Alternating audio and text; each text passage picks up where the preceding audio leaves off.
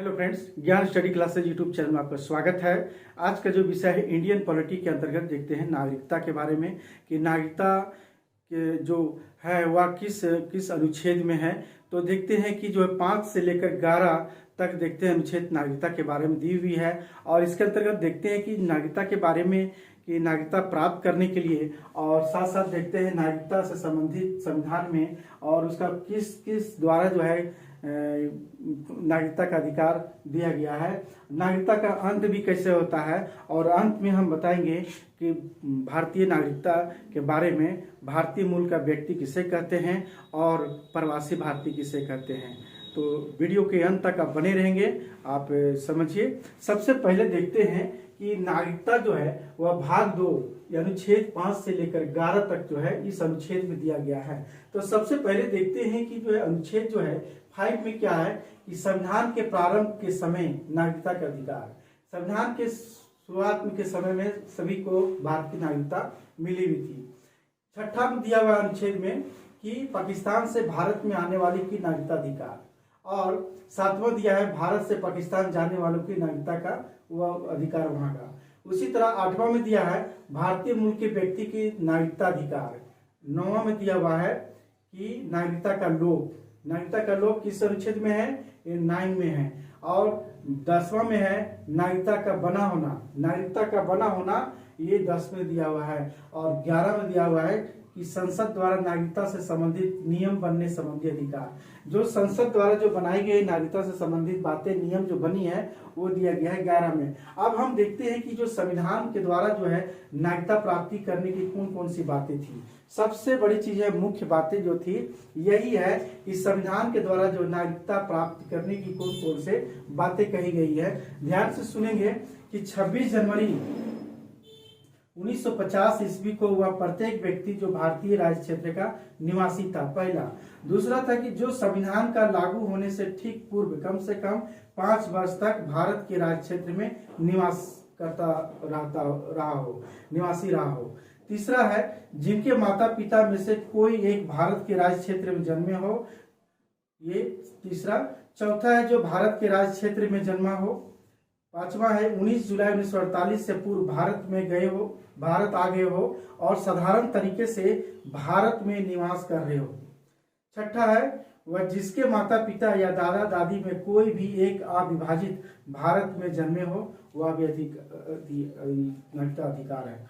7वां है जो व्यक्ति 19 जुलाई 1948 के बाद पाकिस्तान से भारत आए और जिन्होंने कम से कम जो है 6 माह रहने के बाद किसी भारतीय अधिकारी के समक्ष संविधान लागू होने से पूर्व, यानी याद रखेंगे संविधान लागू होने से पूर्व पंजीकरण करा लिया हो और उन्हें भी भारतीय नागरिकता का माना जाएगा। इसी तरह देखते हैं जो व्यक्ति 1 मार्च 1947 के बाद पाकिस्तान चला गया हो तो वह भारतीय नहीं माना जाएगा, लेकिन वह क्षेत्र जिसमें वह निवास कर रहा है भारत अगर मिला लिया जाता है तो वह भारत का नागरिक माना जाएगा। और 9वां में है कि वह व्यक्ति जिनके माता पिता या दादा दादी में से कोई एक भारत में जन्मा हो और यदि वह भारतीय नागरिक के रूप में अपना पंजीकरण कराया हो। ये हमारा था संविधान के द्वारा नागरिकता प्राप्ति करने और संबंधित बातें थी। अब हम देखते हैं पंजीकरण के द्वारा, ये पंजीकरण के द्वारा रजिस्ट्रेशन के द्वारा जो की गई है वह है पंजीकरण प्रार्थना पत्र देने से 6 माह पूर्व भारत में रह रहे हो। दूसरा, भारतीय नागरिकों के नाबालिग बच्चे हैं, वे स्त्रियां जो भारतीयों से विवाह करे या कर चुके हो, तो ये पंजीकरण के द्वारा जो होती है। अब अगला देखते हैं देशीयकरण द्वारा, कोई विदेशी वयस्क भारत सरकार से देशीयकरण का प्रमाण पत्र प्राप्त करने का आवेदन दे सकता है। कोई भी विदेशी वयस्क जो है भारत सरकार से देशीकरण का प्रमाण पत्र प्राप्त करने का आवेदन दे सकता है, इसके द्वारा भी नागरिकता मिलती है। अगला देखते हैं वंश के द्वारा कि 26 जनवरी 1950 या उसके बाद कोई व्यक्ति भारत से बाहर जन्मा हो तो वह भारत का नागरिक समझा जाएगा यदि उसके पिता का जन्म भारत में हुआ हो और 1992 के नागरिकता अधिनियम द्वारा जो इसमें संशोधन कर पिता के साथ माता को भी जोड़ा गया है, यानी उसकी माता को भी जोड़ा गया है 1992 नागरिकता अधिनियम के तहत। इसके बाद देखते हैं भू प्रदेश अर्जित कर, यानी भूमि खरीदने पर जो अर्जित कर लेने से भारत की नागरिकता। अगला देखते हैं नागरिकता का अंत कैसे होता है। नागरिकता का, भारत का नागरिकता का अंत किस किस के द्वारा होती है।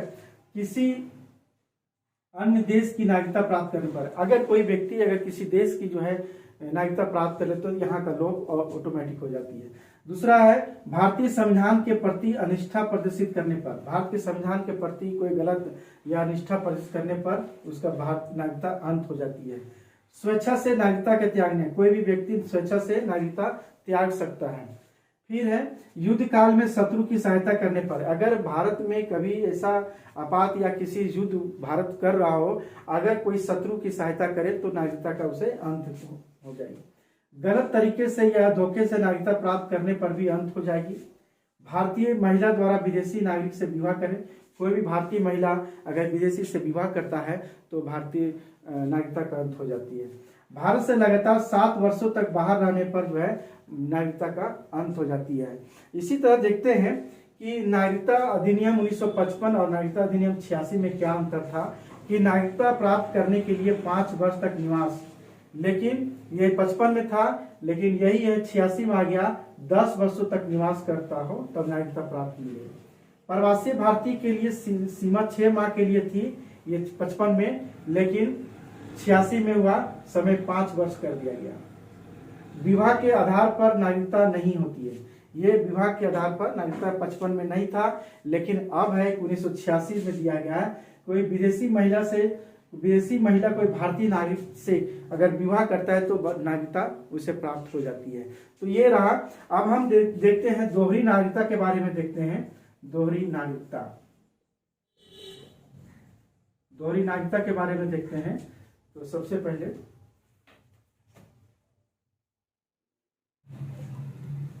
दोहरी नागरिकता NRI, नॉन रेसिडेंशियल इंडियन, यानी प्रवासी भारतीय, और दूसरा है PIO यानी पर्सन ऑफ इंडियन ओरिजिन, भारतीय मूल का व्यक्ति।